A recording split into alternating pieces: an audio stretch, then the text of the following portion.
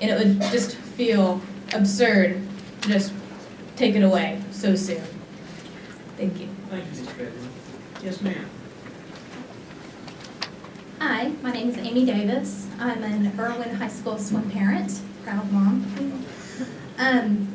This is the first year that we've ever done the swim team. My son is a freshman. Our swim team is very young. We've only had a swim team for about 6 years. We do not have an indoor pool that we have the facility to use. We have to rent, and we have been told by our athletic director that it is very tough on us because we are the only team in our school that does not make money for the school. That is very hard for athletes to hear. It's also very hard for parents to hear as well. We have been to probably 5 or 6 swim meets at Zugner. It is, like my son will say, he calls it the dungeon. It's not the best pool to swim in, but it is a pool. He has been told several times throughout the school year that he's not really an athlete because he's a swimmer. It's also been pointed out to him, if you look at the Olympics, look at Michael Phelps, look at the other Mark Spitz. Everyone goes to the Olympics to see the swimmers. That is an opportunity for them to be able to forward their education because of possible scholarships. It's also allowing them to get the exercise that they may not be able to get by being an athlete for other teams. My son is on the smaller side, but he is somewhat a fast swimmer. He actually made the regional team as a freshman, so I'm a very proud mom of that. All we ask really is that you keep the pool open until you come up with an alternative. Just allow our students to continue to be a community and support each other. Thank you. Thank you, Ms. Davis.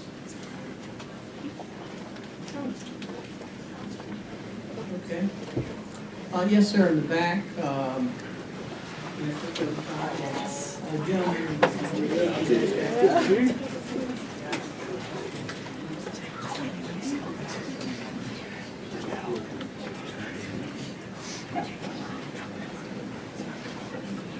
County Commissioners, my name is Eric Hyder.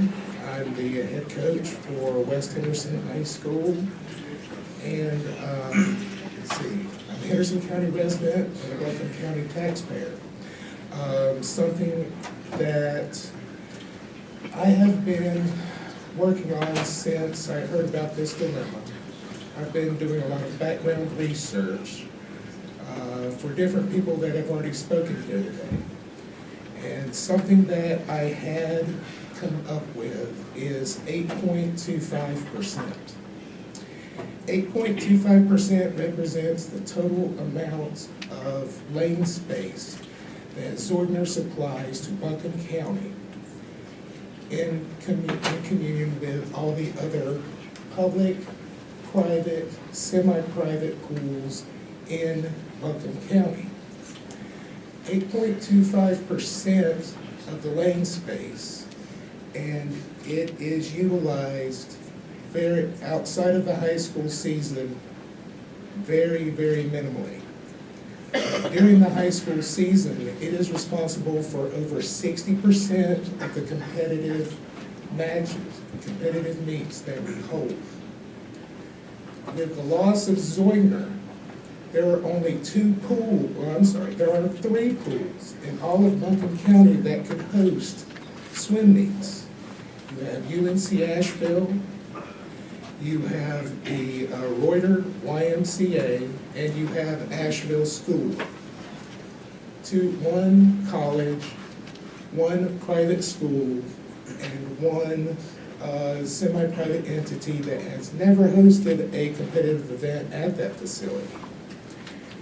From the standpoint of looking at where can we hold our competitive events, if you eliminate Zoyner, you eliminate our ability to actually have a sport like swimming in Western North Carolina. Thank you. Thank you, Coach. Yes, ma'am. Yes, sir. Excuse me. Hi, my name is Jake Johnson, and I'm a member of the West Henderson swim team and the Piranha swim team. I'd just like to say that closing down this pool would be a great tragedy just because it has created a lot of memories for high school swimmers and piranha swimmers. I go out to lunch a lot with my teammates, and that is all that we talk about is swimming, how hard the set was, and like how great we feel in the water and how we feel that we're bettering ourselves. And at school, all I talk about with my friends is swimming, and I just think that closing down the pool would be sad because it has helped a lot of us come together as a family. And a lot of the people back there are either freshmen, sophomores, or juniors. There's very few seniors up there, and that's just because they've had their time in the pool, and us other swimmers, we need our time to go through high school swimming and club swimming. And I just think that closing down the pool would prevent that. We also look up to a lot of the senior swimmers as leaders, and we look up to that and strive to be one of those leaders in the pool and also at school. And closing down the pool would just be upsetting because we would lose those leaders, and it would just be hard to find another sport that would do that for us. Swimmers come together more than other teams because we swim our individual race, and it is on us, and we get cheered on by everybody else. It's not a team thing where you hide beyond the shadows of everybody else. It is a group thing, and when we do our relays, we're always going up there and getting excited to win our relays. And even if we don't win, we're always in the best spirits because we went out there and tried our hardest. And it would just be very sad for us to not be able to do that anymore. And I think creating a new pool would be nice, like a facility like the Greensboro Aquatic Center, because being part of the Piranha swim team, I tell all my high school friends that I've been to a really big swim meet, a really fast meet at a really great pool, and it would just be nice for them to share that experience with me and feel the feelings that I get swimming in that kind of environment. Thank you. Thank you, Mr. Johnson. Who else wants to speak? Yes, sir, behind the pole there. Anybody else want to speak on the pool? Yes, sir. You can ask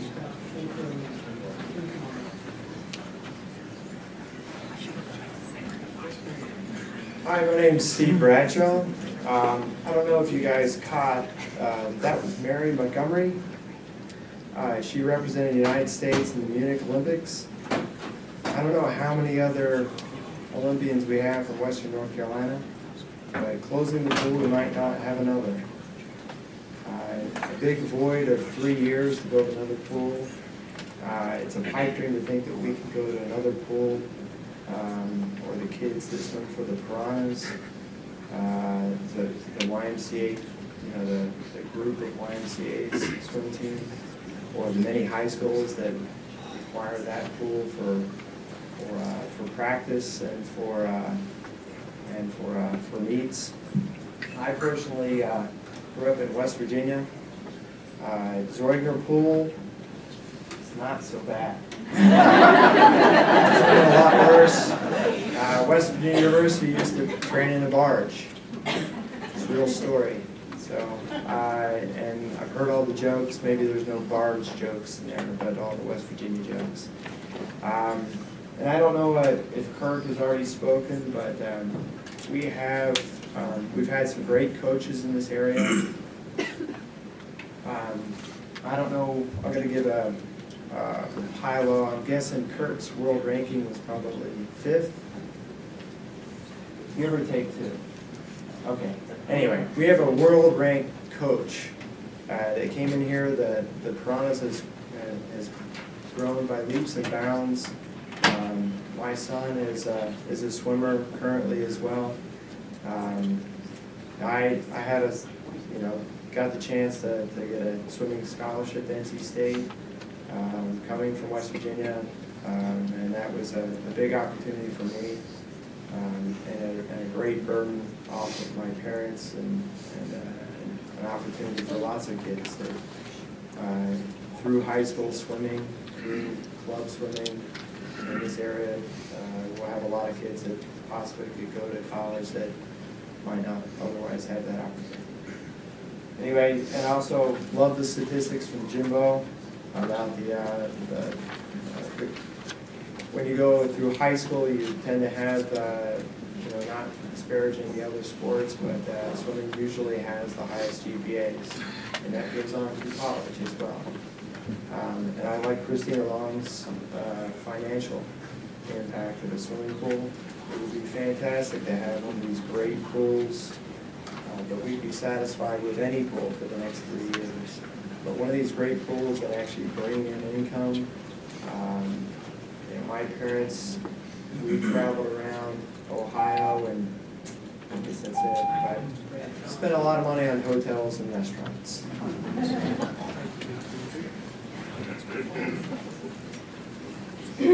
Hi, my name's Katie Crownover, and I don't think, after listening to all the people speaking today, I don't think I need to extol the virtues of swimming or all the community building and team building and spirit building and mood building that it creates. But I would just like to address the logic behind closing down the pool 1, 2, 3 years before a new one is built. And this is a rhetorical question because I don't think I can ask you questions, but clearly there's a cost to maintaining the current pool, the current Zugner Center. There's the fixing it costs and whatnot. But there's probably also going to be costs associated with renting other pool space, driving around and talking to people, the time and money that's involved in the salaries that are spent negotiating pool space in the future. So what are the cost benefits between this lull, this 2 to 3 year lull in building a new facility, which sounds great, compared to the costs of waiting? And you don't have to answer that question, but I just think that should be considered. Thank you. Thank you, Ms. Crowder. Who else wants to be heard? Yes, sir, on the front row, and gentleman in the back there, you'll be next after this. Hi, I appreciate the time to speak. Rick Arwood, I'm a local physician. I've been in Nashville for about 16 years. I was fortunate enough to be able to swim growing up, swim in college. I have 3 kids who all swim, all of them in the Robertson District. My wife volunteer coaches with the YMCA. And I've got a daughter who's fortunate enough to be able to swim for Duke next year, and I think that's instrumental in terms of opening up doors for her that she otherwise wouldn't have.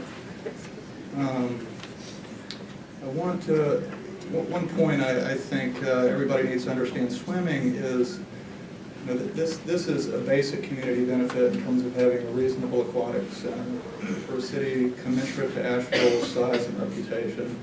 I don't know that we need a Greensboro Aquatic Center with 3 pools and competition platforms and such, but we need a basic facility. Zeugner's outdated, it needs to be replaced. It shouldn't be shut down until we have a better viable option. The community and the teams depend on this. We're already very pressed for land space. My wife, when she coaches for the YMCA, will come over and say, we had 12, 15 kids on my lane tonight. There's just not enough space. They try to go to Zeugner when pool availability is present, or when we're able to get into it, but Asheville really has a paucity of aquatic facilities for a city of this size. We have much better coaches and much better infrastructure than we do facilities. And I think about Coach Jimbo, who's been there, coached 3 of my kids now. He's got 2 in high school and 1 on the middle school team. Coach Kirk Hampelman, really, again, a world-class swimmer. We're so fortunate to have these people in Asheville. And, I grew up around facilities, and I think if I hadn't grown up in an area where I was able to swim, it never would have opened up those doors to me. The other issue I'd point out is that we moved to a much more rural area when I was in high school, and we didn't have pools, and I was amazed at the kids who didn't know how to swim. Wouldn't go out fishing, putting a life jacket on because they were terrified of the water. And